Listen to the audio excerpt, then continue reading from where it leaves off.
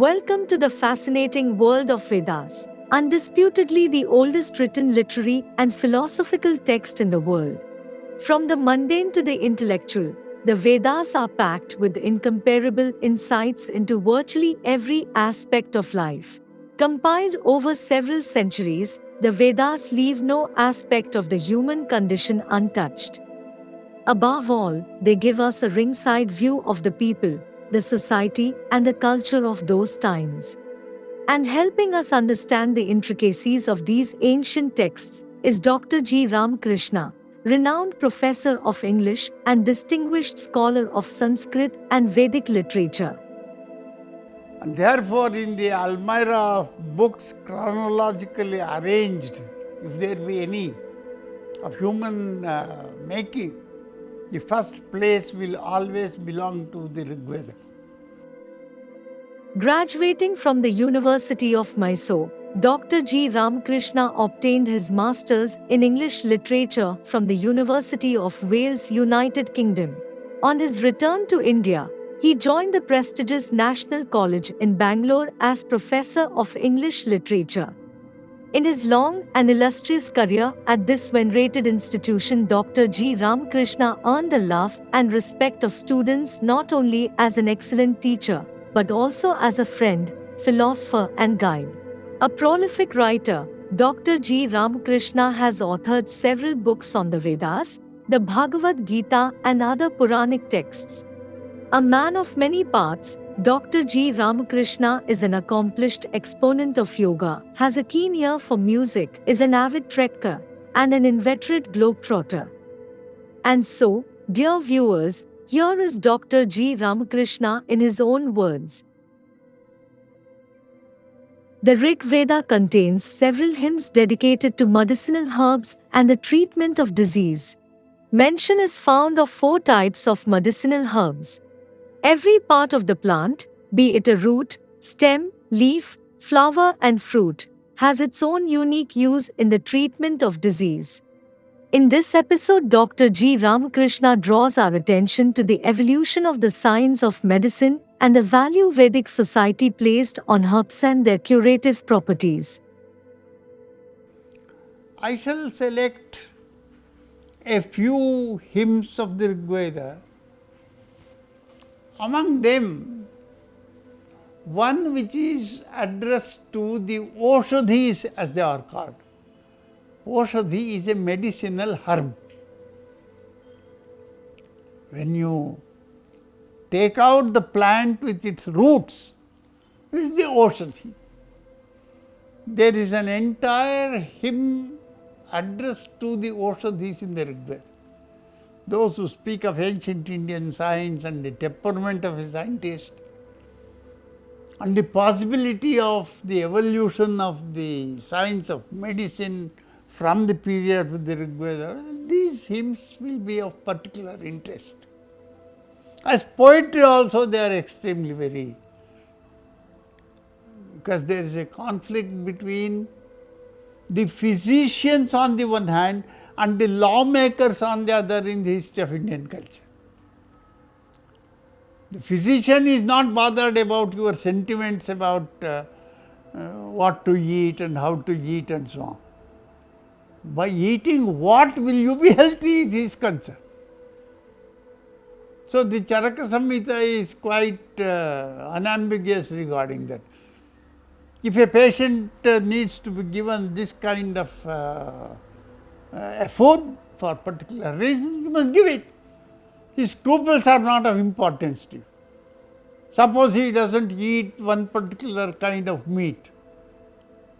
Charaka Samhita says, don't you worry, you as a physician have a duty towards the health of your patient. And if the patient does not eat this particular meat, you cook it properly and give it in the name of something else. Administering that is more important than the dietitian's logic with respect to what food he should take and so on. I shall not go into that detail now. But this Oshadhi Sukta It is in the 10th mandala of the Rig Veda, hymn number 97 of the 10th mandala of the Rig Veda. The point is that the medicinal herb is of great importance in the treatment of a disease. Without the intervention of your knowledge of the herb and the herb itself, there is no question of a physician being able to intervene in order to save the life of a patient. So, these are what are called as Rogopashamana instruments, Roga Nivaraka instruments. The Rig Vedic hymn is a tribute to the medicinal herb in a way. It begins by saying there are hundreds of sources for the medicinal herb, because there is nothing which is not medicinal in its properties. So, it is found everywhere. The hymn says you have 100 places of birth, 1,000 places where you can be found. Aparimita is the word that the text uses. So is your potential, that you are found extensively everywhere, and that you have the ability to extensively cure the disease. The stanza itself is this: Shatam vo ambadhamani, sahasramata vo ruhaha, adha shatakratvo yuyamidam me agadam krita. You are like a mother. I respect you as a mother, because you have this great property.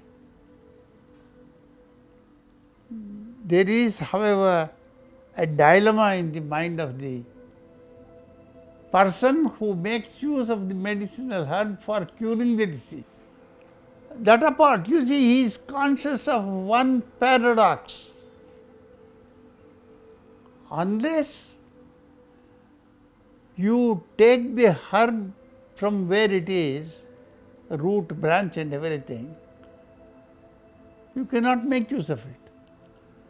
But then it is so very unkind of you to be rooting out that plant. So, the Rig Vedic poet apologetically tells the plant, see, please excuse me for uprooting you like this, because without uprooting you, I cannot employ you as the instrument for curing the disease.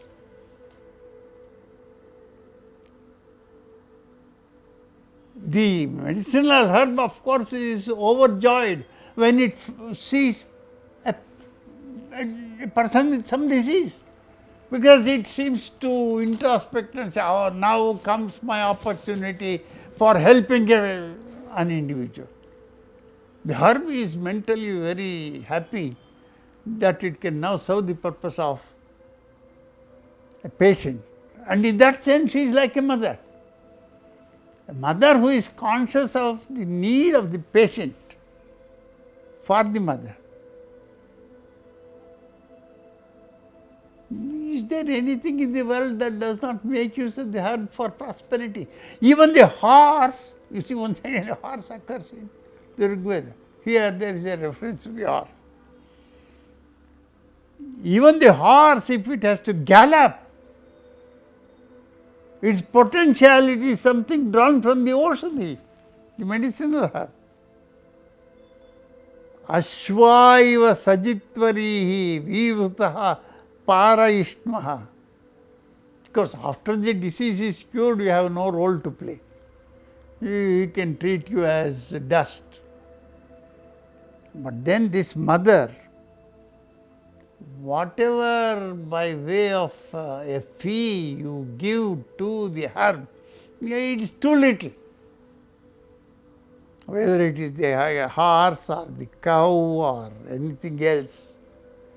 Saneyamashvam gam vasa atmanam tava purusha. Everything comes under the purview of the heart. The next mantra or stanza is very poetic and very significant. It says, Yatra aushadhihi samagmata rajanaha samitaviva vipraha samuchyate bhishak rakshoha amiva chatanaha. Imagine a congregation of learned people. You call them the prajnas, the scholarly people. And where there are people of such wisdom in a congregation, there the Oshadhi becomes prominent. In other words, an ignoramus who doesn't know anything about the efficacy of a particular plant may not value it very highly. Your value comes to be fully recognized only by those who are competent to judge the importance of your contribution. Yatra aushadhihi samagmata rajanaha samitavi. You are like the minister, the counselor for the king in an assembly when it comes to the matter of a disease. And then they will say the person who is knowledgeable is a Vipra. You are the real Vipra. See the kind of metaphor that has been employed and the efficacy that is celebrated. Where there is plentiful availability of the medicinal herb, the prajna becomes a Vaidya. Otherwise, in the absence of the herb, well, he is as ignorant as anybody else. Incidentally, although the word Vipra is used here, Vipra in later Sanskrit is always taken to mean a person of a particular varna. A Brahmin, for example, is a Vipra. Rig Veda does not use the word Vipra only for the Brahmin. Any knowledgeable person is a Vipra. And then the poem distinguishes between four kinds of herbs. Ashwavati, Somavati, Urjayati and Ojas. Each one with a particular quality characteristic. The Oshadhis become manifest like cattle coming out of the manger. They are tied up there and you allow them to be taken out for being milched or for grazing. They are now free. So, the character of the cow becomes manifest when it is released from its manger, and the character of the herb likewise only when it is released. Gavo gosthadiva irate dhanam savishyantinam atmanam tav purusha. Then this question that I referred to is raised. The uniqueness of a particular thing with respect to its property, that being the cause for bringing about the kind of effect that you have. See, this is a postulate of science, that unless you know the cause, you cannot obtain the kind of effect that you want. You see, the attempts being made towards the evolution of a scientific way of thinking and application. In the context of the medicinal herb, we find this very much. You see the kind of explanation he further offers. There is the hunter. The hunter has no qualms about killing a bird. And if there is a god of death, he doesn't have any qualms about snatching away the life of an individual. What does the Oshadhi do? Oshadhi is like a hunter of the disease. Like a hunter killing the bird, or like the god of death killing a living person or any other animal. The medicinal herb acts as a hunter when there is this phenomenon of disease. The kind of relationship between cause and effect that he is establishing. You are consumed with that which it was nourished by. You consume. What nourishes you, you are consumed. Atma yakshmasya nashati pura jiva grubhoyata.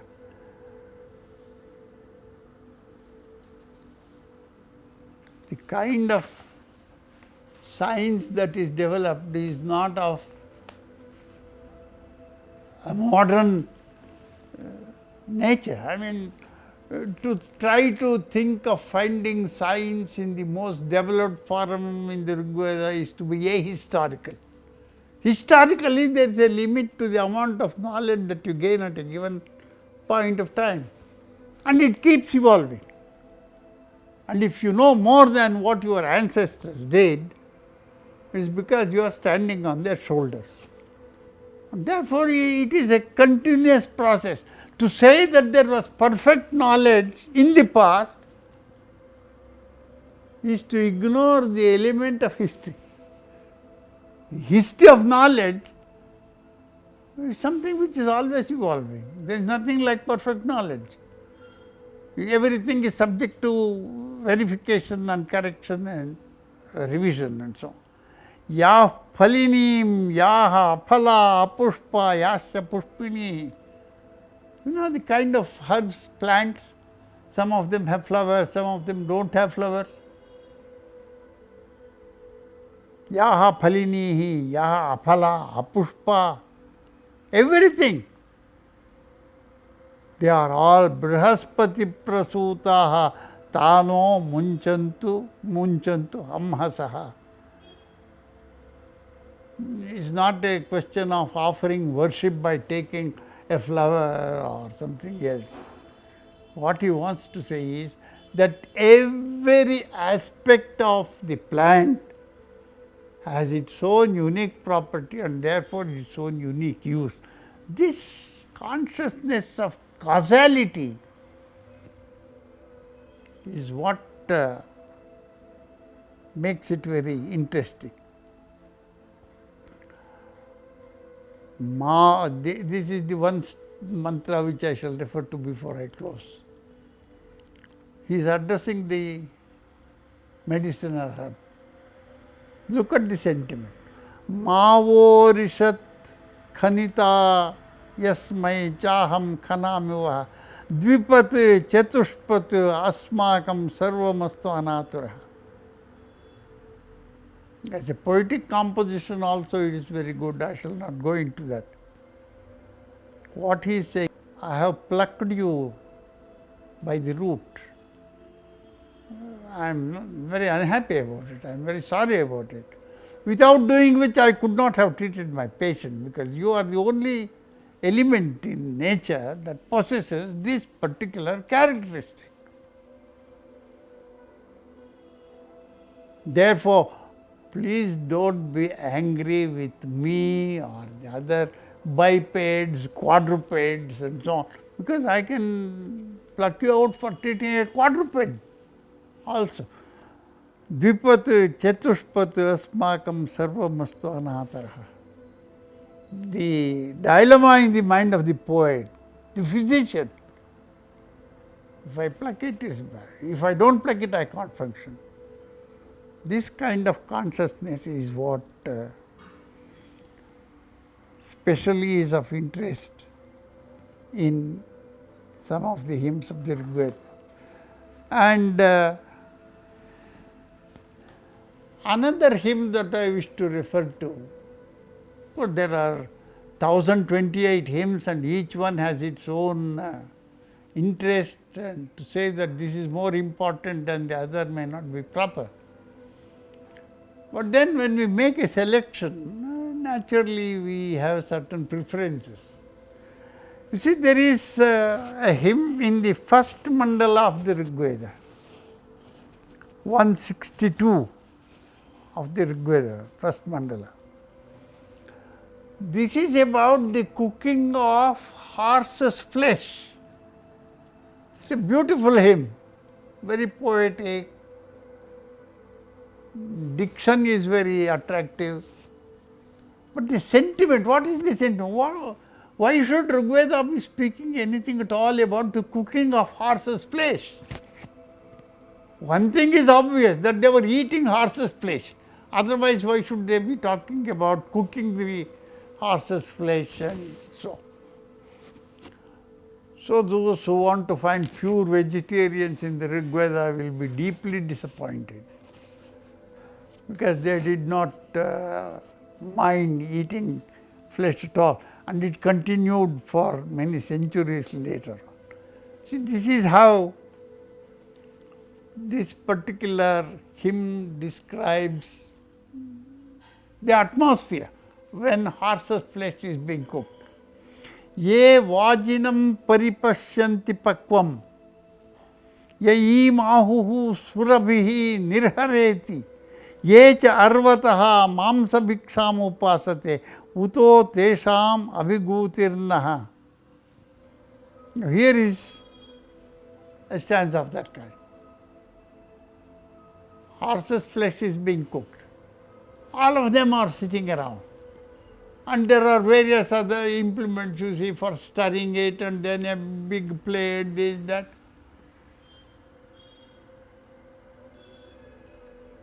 And these,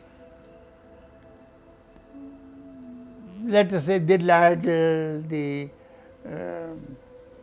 spoon, whatever they have, they are all ornaments for the horse when its flesh is being cooked, giving some kind of splendor to the horse. And my dear horse, don't you be very sad about this event, because you are going to heaven.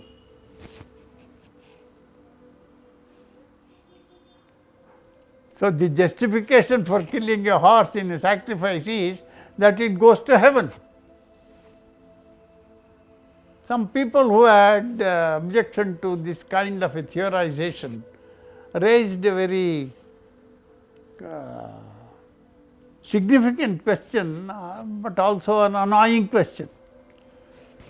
They said, if the horse that is killed goes to heaven, why don't you kill your father and send him straight to heaven? If it is true that any sacrificed animal in a particular ritual goes to heaven, and if you think this is not violence, the best way is to obtain the passport and the visa and everything, send your father to heaven straight. But here in any case, the Rig Vedic poet is very mild in his articulation. He says, "Oh horse, don't you be angry with us, because we are killing you, we are sending you to heaven." And then one of the stanzas in this hymn explains to you how eager they are all to partake of it. How long will it take for you to cook? Look at the fragrance that is being emitted when it is being cooked. And I am fascinated, I like to have it quickly, and you are unnecessarily delaying the process. Start distributing. Stanzas of this kind, hymns of this kind are abundantly available in the Rig Veda. What needs to be emphasized is that we should not feel very awkward when going to the Rig Veda, because they are very, very articulate and no reservations about the expression of sentiments. no reservations about the topics. It is an open society, evolving society. Therefore, no embarrassment of any kind. Soma, divine drink. There is an entire hymn in which Indra,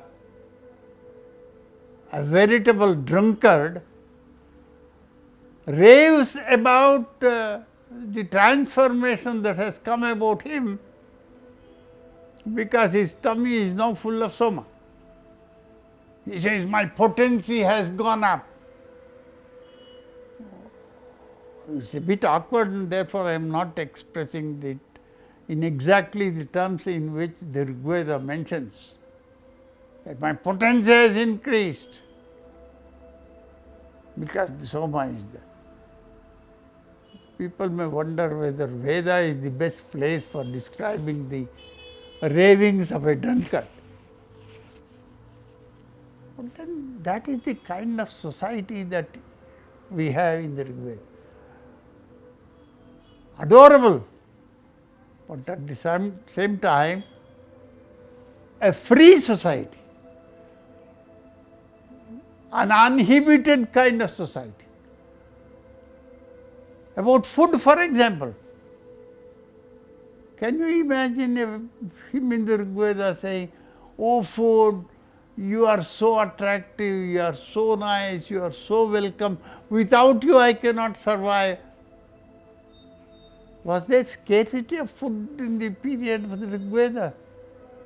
Possibly yes, because this whole hymn, oh, I am so happy that at last I have been able to lay hands on you.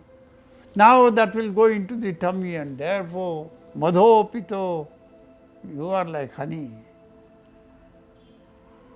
In other words, the kind of life that is reflected in the Rig Veda needs to be understood comprehensively if we really want to evaluate the Rig Vedic text objectively. Sentimentalism is not going to help us to understand the real nature of the Rig Veda. Have the highest regard for the Rig Veda, but have the regard equally also for what it contains. Not extol the Rig Veda without knowing what it contains. We shall continue with this attempt of ours to understand a few more hymns of the Rig Veda, to understand the exact nature of the Rig Vedic text.